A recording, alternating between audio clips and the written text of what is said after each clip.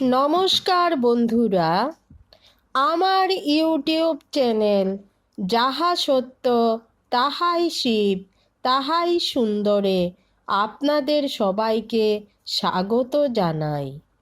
নিয়মিত বাংলায় রামায়ণ পাঠ শোনার জন্য এখনই সাবস্ক্রাইব করে নিন আমার ইউটিউব চ্যানেল যাহা সত্য তাহাই শিব তাহাই সুন্দর। আজকে আমি আপনাদেরকে পাঠ করে শোনাবো আদিকাণ্ড থেকে পুত্রার্থে রাজা দশরথের অশ্বমেধ যজ্ঞ কল্পনা। ইক্ষ্বাকু বংশীয় অতি মহাত্মা বীরবর সেই রাজা দশরথের সতত প্রিয় ও হিতানুষ্ঠায়ী এবং ইঙ্গিতজ্ঞ ধৃষ্টি জয়ন্ত বিজয় সুরাষ্ট্র রাষ্ট্রবর্ধন অকোপ ধর্মপাল ও অর্থশাস্ত্রজ্ঞ সুমন্ত্র নামক 8 জন অমাত্য ছিলেন। তাহারা সকলেই অমাত্য গুণে ভূষিত, যশস্বী পবিত্র চরিত্র এবং সর্বদা রাজকার্যে অনুরক্ত। সেই রাজা দশরথের বশিষ্ঠ ও বামদেব নামক 2 জন অভিমত প্রধান ঋত্বিক এবং সুযোগ্য জাবালি, কাশ্যপ, গৌতম, দীর্ঘায়ু মার্কণ্ডেয় ও কাত্যায়ন ঋষি, অপর ঋত্বিক ও বশিষ্ঠ প্রভৃতি সকলেই মন্ত্রী ছিলেন। দশরথ রাজার এই সমস্ত ব্রহ্মর্ষিগণের সহিত পরম্পরাগত আরও অনেক বিদ্যা বিনয় সম্পন্ন কার্যদ জিতেন্দ্রিয় ঋযুক্ত ঋত্বিক ছিলেন।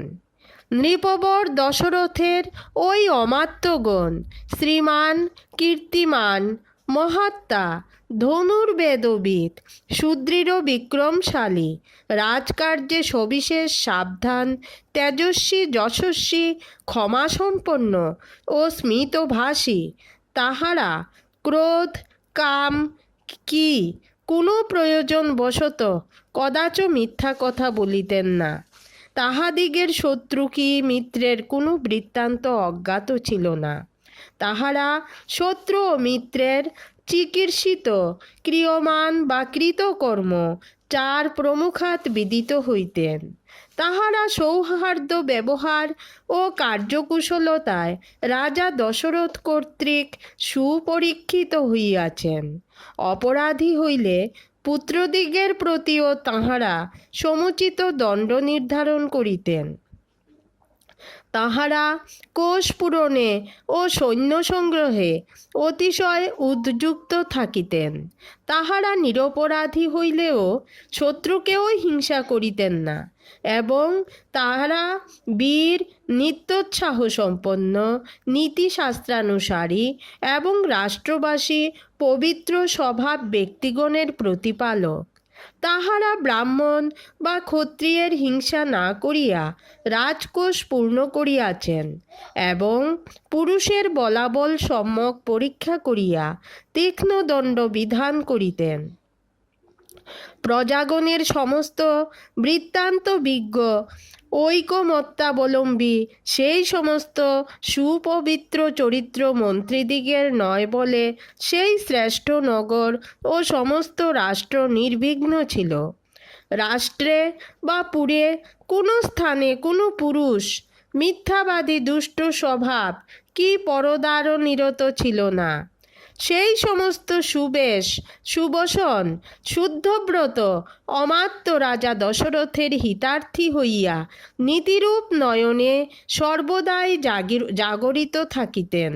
তাহারা স্ব আচার্যের কেবল গুণমাত্র গ্রহণ করিয়াছেন। তাহারা পরাক্রমে লোক বিখ্যাত। তাহারা বুদ্ধি বলে বিদেশীয় সমস্ত বিষয় জানিতে পারিতেন। তাহাদিগের সমস্ত গুণই ছিল, কোনো গুণেরই অভাব ছিল না।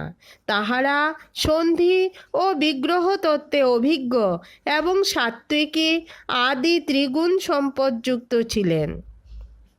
তাহারা নীতিশাস্ত্রে সবিশেষ ব্যুৎপন্ন, মন্ত্র সংরক্ষণ সমর্থ, সর্বদা প্রিয়বাদী ও সূক্ষ্ম বিচারে নিপুণ। পাপশূন্য রাজা দশরথ এতাদৃশ গুণশালী সেই সকল অমাত্যদিগের সহিত পৃথিবী শাসন করিতেন। ত্রিলোক বিখ্যাত রণে সত্যপ্রতিজ্ঞ বদান্য পুরুষশ্রেষ্ঠ রাজা দশরথ অযোধ্যাতে থাকিয়াই চারদ্বারা স্বদেশ ও বিদেশের বিবরণ সন্দর্শন করত, ধর্মানুসারে প্রজাপালন ও তাহাদিগকে স্ব ধর্মে প্রবর্তনপূর্বক এই সমুদায় পৃথিবী শাসন করেন। তিনি আত্মতুল্য ও অত্যাধিক বীর্যাদি সম্পন্ন শত্রুপ্রাপ্ত হন নাই। যেরূপ দেবরাজ ইন্দ্র নিষ্কণ্টকে সর্বলোক শাসন করেন, সেইরূপ সেই প্রণত সামান্ত মিত্রবান রাজা দশরথ বল দ্বারা দস্যু প্রভৃতি সমুদায় কণ্টক বিনষ্ট করিয়া এই লোক শাসন করেন। সূর্য যেমন কিরণ জালে শোভিত হন, সেইরূপ সদ্বৃত্ত রাজা দশরথ বিচার সাধ্য হিত সাধনে দক্ষ,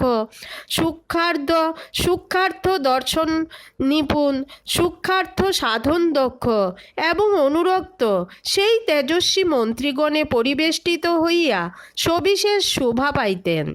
সেই মহাত্মা ধর্মজ্ঞ নরপতি দশরথ এই প্রকার স্বভাব সম্পন্ন হইয়াও বংশধর পুত্র ছিল না বলিয়া সর্বদা অনুতপ্ত থাকিতেন। কি উপায়ে পুত্র হইবে এরূপ চিন্তা করিতে করিতে মহাত্মা দশরথ এরূপ বিবেচনা করিলেন যে, আমি তনয়ের নিমিত্ত কেন অশ্বমেধ যজ্ঞ করিতেছি না। মহাতেজা বুদ্ধিমান রাজা দশরথ সেই সমস্ত পবিত্র চিত্ত মন্ত্রীদিগের সহিত অশ্বমেধ যাগ করা উচিত এরূপ স্থির করিয়া মন্ত্রীশ্রেষ্ঠ সুমন্ত্রকে কহিলেন, তুমি আমার সেই সমস্ত গুরু ও পুরোহিত দিগকে শীঘ্র আনয়ন করো। সেই শীঘ্রগামী সুমন্ত্র সত্বর গমন করিয়া সেই সমস্ত বেদযজ্ঞ গুরু এবং পুরোহিতকে একত্রে আনয়ন করিলেন। তখন ধর্মাত্মা রাজা দশরথ পুরোহিত বশিষ্ঠ, সুযোগ্য বামদেব, জাবালি, কাশ্যপ এবং অন্যান্য দ্বিজ সত্তম দিগকে যথাবিধি অর্চনা করিয়া তাহাদিগকে যথার্থ সমন্বিত এই সুমধুর বাক্য বলিলেন, পুত্রাভাব জন্য বিলাপেই আমার সমস্ত সময় অতিবাহিত হইতেছে। আমি ক্ষণকালও সুখী নই। অতএব আমি নিশ্চয় করিয়াছি যে পুত্র লাভার্থ অশ্বমেধ যজ্ঞ করিব। পরন্তু আমার অভিলাষ এই যে উক্ত যাগ শাস্ত্রানুসারে নির্বাহিত হয়। কিরূপে আমার এই অভিলাষ সফল হয় আপনারা তদ্বিষয় স্থির করুন।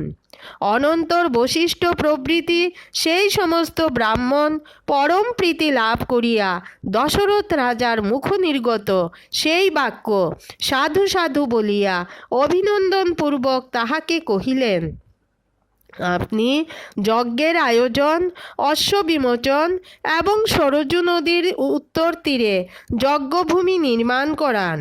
রাজন, অবশ্যই আপনি অভিলষিত বহু পুত্র লাভ করিবেন, কারণ পুত্র নিমিত্ত আপনার এইরূপ সদ্বুদ্ধি হইয়াছে। অনন্তর রাজা দশরথ ব্রাহ্মণদিগের ঈদৃশ বাক্য শ্রবণান্তর পরম সন্তুষ্ট হইয়া হর্ষ বেকুল নয়নে আমাত্যদিগকে বলিলেন, এক্ষণে তোমরা গুরুগণের বাক্যানুসারে আমার যজ্ঞের আয়োজন, অশ্বরক্ষণ সমর্থ যোদ্ধিগণ ও উপাধ্যায়ের সহিত অশ্ব বিমোচন ও সরযূ নদীর উত্তর তীরে যজ্ঞভূমি নির্মাণ করো এবং যথাবিবিধ বিঘ্ন নিবারক কর্মের অনুসন্ধান আরম্ভ করো।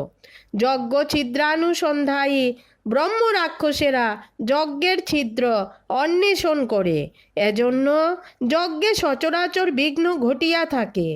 যদি এই শ্রেষ্ঠ যজ্ঞে কষ্টপ্রদ বিঘ্ন না ঘটিত, তবে সমস্ত নরপতিই এই যজ্ঞ করিতে পারিতেন। তাহার যজ্ঞে বিঘ্ন হয় তিনি অচিরেই বিনষ্ট হন। অতএব যেরূপে আমার এই যজ্ঞের যথাবিধি পরিসমাপ্তি হয়, তোমরা এরূপ বিধান করো।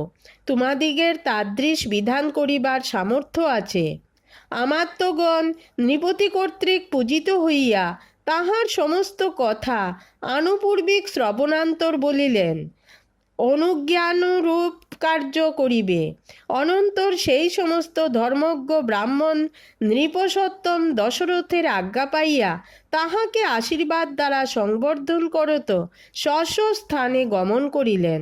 নরপতি শ্রেষ্ঠ মহামতি দশরথ সেই সমস্ত দ্বিজকে বিদায়পূর্বক অনুপস্থিত সচিবগণকে, আমি ঋত্বিকগণ কর্তৃক আপনি যথাবিধি যজ্ঞ সমাপ্ত করুন, এরূপ আদিষ্ট হইয়াছি, এই কথা বলিয়া তাহাদিগকে বিদায় দিয়া স্বগৃহে গমন করিলেন।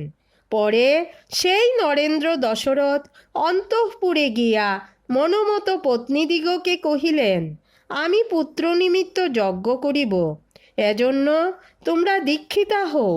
ওই মনোরম বাক্য শ্রবণ করিয়া সেই সুকান্তিমতী রাজপত্নীদিগের মুখমণ্ডল হিমান্তে পঙ্কজ সকল যেরূপ শোভাপ্রাপ্ত হয়, সেইরূপ শোভা পাইতে লাগিল। আজকে এতটুকুই। নমস্কার। জয় শ্রীরাম। জয় শ্রী শ্রী রাম সীতার জয়।